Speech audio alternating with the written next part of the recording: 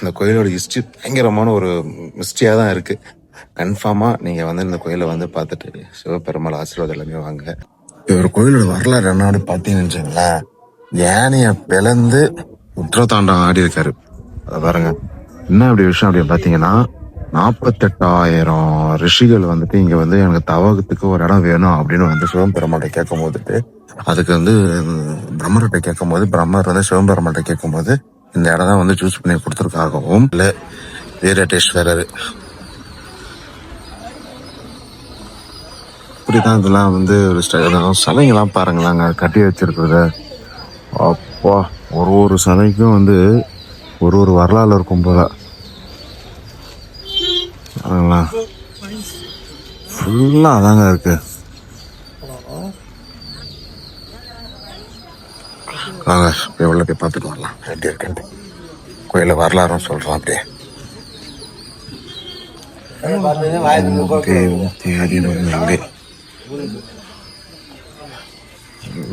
சிவனோடு ஓங்கும் தெய்வம் தேடினும் இல்லை.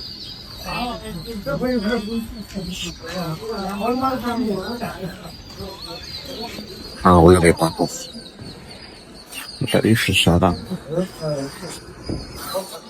என்ன சிறப்புனா, இங்கே வரவங்க எல்லாருமே வந்து எப்பவுமே வந்து இந்த தீர்த்த குளத்துல குளிச்சாங்கன்னா இருக்கிற பாவலாமே வந்துட்டு போயிடுன்னு ஒரு ஐதீகம். இப்போ சபரிமலையில் எப்படி கங்கை நதி போல் புண்ணிய நதி சொல்கிறாங்களோ அதே மாதிரி வந்து காசில் எப்படி வந்துட்டு கங்கை எப்படி சொல்கிறாங்களோ அதே மாதிரி இங்கே கங்கை மாரி இந்த அம்மா குளத்துல குளிச்சானா இல்லப்பா. பிள்ளையாரு இப்போ எல்லா கோயிலுமே வந்துட்டு பிள்ளையாரு முருகர் தான் இப்போ என்ட்ரன்ஸ்ல இருக்காங்க. ஆனால் முருகா 2 பேரும் இல்லைன்னா ஒன்றுமே இல்லை போல.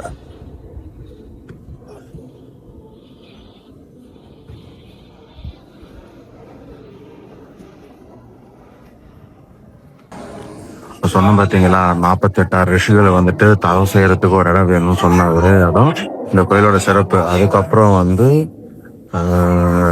வந்து பிரம்மர்கிட்ட கேட்டு பிரம்மர் வந்து சிவபெருமாட்ட கேட்டு சிவபெருமான் வந்து இடம் கொடுத்ததாகவும், அதுக்கப்புறம் வந்துட்டு சில பிரச்சனைகளாக அதுக்கு சில பிரச்சனைகள் நிறைய வந்திருக்கு, அது எல்லாமே சரி பண்ணி கொடுத்ததாகவும் எல்லாமே சொல்றாங்க, வரலாறு சொல்றாங்க. அதுக்கப்புறம் வந்துட்டு பெருமாளும் வந்து மோகினி அவதாரம் பெருமாள் எடுத்து சிவபெருமாள் வந்துட்டு பிரிச்சாஸ்டர் எடுத்துன்னு சொல்லிட்டு ஒரு வரலாறும் இருக்குல்ல. அது மேலதான் வந்து ஐயப்பனும் பிறந்தாரு அப்படின்னு சொல்லிட்டு ஒரு வரலாறு இருக்கு பார்த்தீங்களா. ஐயப்பனோட வரலாறும் இந்த கோயிலில் வந்து ஒரு பெரிய சொல்லப்படுது. இங்க பாருங்க, கஜகாமூர்த்தி வெட்டேஸ்வரர் யானையை பிளந்து ருத்ரதாண்டவம் ஆடி இருக்கிறாரு. இங்க மோகினி அந்த அம்மாவுக்கும், அதாவது பெருமாள் வந்து மோகினி அவதாரம் எடுத்து அரக்கர்கிட்டையும் வந்துட்டு அரக்கர்கிட்ட போயிருக்காங்க. அந்த கதை தெரியும்ல எல்லாருக்குமே, வந்து விஷம் எடுத்து. அதே மாதிரி இங்க சிலைகளும் இருக்கு. அதே மாதிரி அவரோட சிலையை வந்து அவர் வழிபடுறாங்க.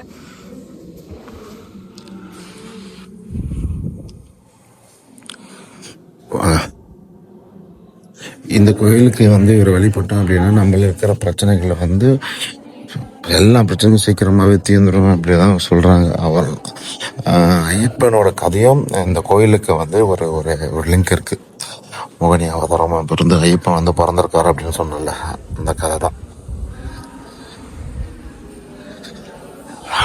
எல்லாமே தமிழ் கல்வெட்டுல எழுதியிருக்காங்க.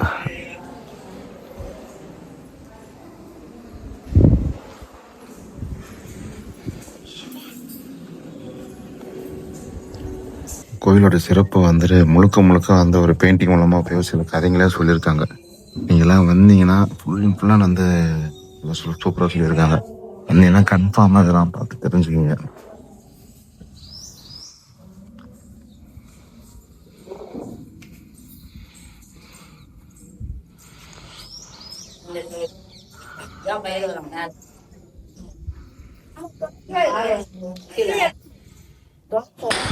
இந்த யானையை பிளந்தது வந்து என்னன்னா, குழந்தை மூலமாக போயிட்டு யானை உள்ள போயிட்டு ஒரு உத்திரதாண்டமாக வந்துட்டு குழந்தை வந்து அதுக்கப்புறம் அப்பான்ற மாதிரி சொல்கிற மாதிரி அந்த சிலைங்களை வந்து வடிவமைச்சிருக்காங்க. பார்க்கலாம், வரலாறு தாங்க எல்லாருமே.